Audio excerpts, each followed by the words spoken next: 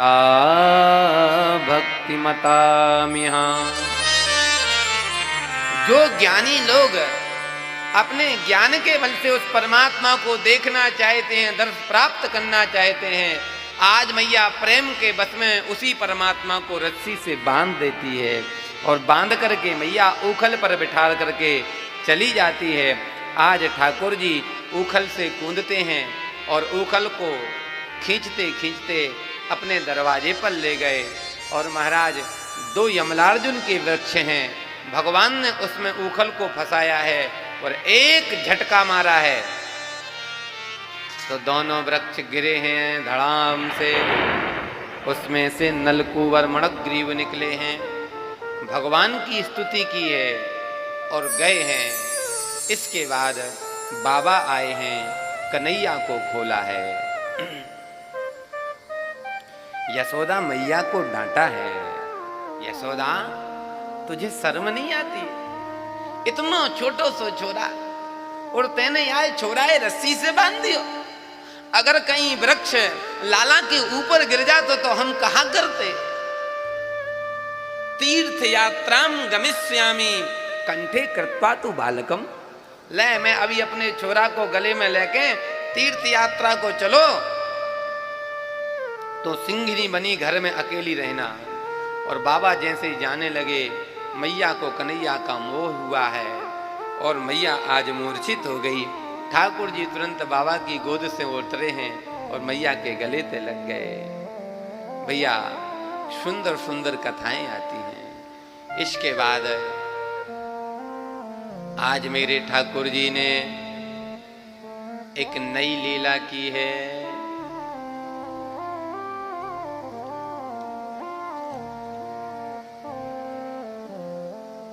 एक फल बेचने वाली आई है। ये फल बेचने वाली कोई और नहीं है, पूर्व जन्म की सबरी मैया है।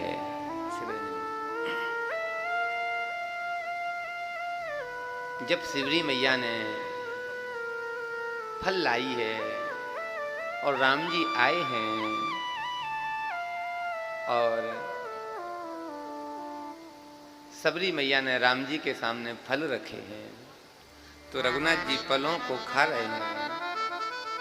और जैसे ही फल को खा रहे हैं रघुनाथ जी, तो सबरी मैया कहती है, प्रभु मेरी इच्छा है, तुमने मुझे मां कहा है, तो मैं चाहती हूं कि तुम मेरी गोद में बैठ जाओ और मैं अपने हाथ से तुमको फल खिलाऊं। तो ठाकुर जी कहते, मां ये मेरा मर्यादित रूप है, मैं अपनी मां के अलावा किसी अन्य स्त्री की गोद में नहीं बैठ सकता हूं। तो सबरी मैया कहती है, रघुनाथ क्या मेरा संकल्प खाली जाएगा? भगवान कहते, नहीं मैया, देखो मां, ये तो मेरा मर्यादित रूप है, लेकिन द्वापर में जब मैं लीला पुरुषोत्तम बन के आऊंगा तो तुम्हारी इच्छा जरूर पूरी करूंगा। तो आज वही सबरी मैया एक फल बेचने वाली बन के आ गई है और महाराज अपनी टोकरी में फल रखती है और फल को लेकर के कीणीवो फलानीति श्रुत्वा स्वरमच्युतः फला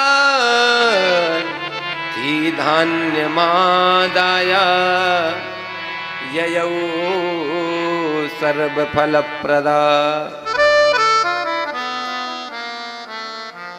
क्रीणीवो फलानीति।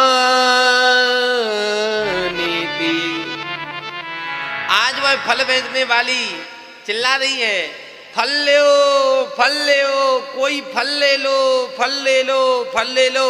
भगवान कहते हैं, दुनिया को फल देने के लिए मैं आया हूं और मेरे दरवाजे पर मुझे फल देने के लिए कौन आई है? तो आज मेरे ठाकुर जी आए हैं और जैसे ही ठाकुर जी आए हैं, मैया मैया कहाँ बेच रही है? और जब उस फल बेचने वाले ने बाल कृष्ण नाल को देखा है भैया, देखती रह गई है। मैया कहाँ बेच रही है? लाला फल बेच रही हूं, हमें देगी? हाँ लाला दूंगी, पर ऐसे नहीं दूंगी, जब कछु तुम मोको दोगे तब मैं तुमको फल दूंगी। ठाकुर जी दौड़े दौड़े गए हैं घर में, एक अपनी अपनी खोबे में, अपनी चुल्लू में अन्न को लेकर के आए हैं। और आज महाराज भगवान ने अन्न के रूप में उस फल बेचने वाली मैया की टोकरी में डाला है। वह अन्न हीरे मोती जवाहरात बन गया है। और उस फल बेचने वाली मैया ने ठाकुर जी को फल दिए हैं।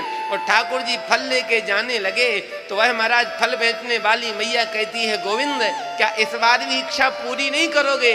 तो आज मेरे गोविंद फल बेचने वाली मैया की गोद में बैठ गए और फल बेचने वाली मैया अपने हाथों से सुंदर सुंदर ठाकुर जी को फल पवा रही है। और ठाकुर जी जब फल को पा चुके और जैसे ही फल को खा के जाने लगे तो मैया कहती है, गोविंद अब आप मत जाओ। फिर बोले पहले मुझे विदा करो। और आज फल बेचने वाली मैया के शरीर से ज्योति निकली है, गोविंद में समाहित हो गई। बोलो भक्त वत्सल भगवान की। आज भगवान ने सबरी मैया पर भी कृपा की है। ठाकुर जी थोड़े बड़े हो गए तो मैया कहती है, कृष्ण कृष्ण रविंदाक्ष तात एहि स्तनम पिबा अलम विहारै छुत शान्तः क्रीडा संतोषि पुत्र कहा। हे कृष्ण, हे महाभाग, अब खेलना बस करो, तुमको भूख लगी होगी, आ जाओ और दूध का पान कर लो। ठाकुर जी नहीं आ रहे, खेल में मस्त हैं। ठाकुर जी क्यों नहीं आ रहे? ठाकुर जी ने सोचा मैया ने बुलायो और मैं दूध पीने चला जाऊंगा तो हमारे ब्रजवासी कहेंगे, बारे कन्हैया खेलने के लिए साथ साथ और खाने के लिए अकेले अकेले। तो मैया बुला रही, ठाकुर जी नहीं जा रहे। दाऊ जी बोले, लाला तो समझ में ना आ रही, मैया बुला रही है। तो ठाकुर जी बोले, तुम चले जाओ ना। भैया इसके बाद मेरे गोविंद गोकुल से वृंदावन आए हैं। और जैसे भगवान वृंदावन आए हैं तो वृंदावनम गोवर्धनम यमुना पुलनानि च वीक्षासि दुत्तमा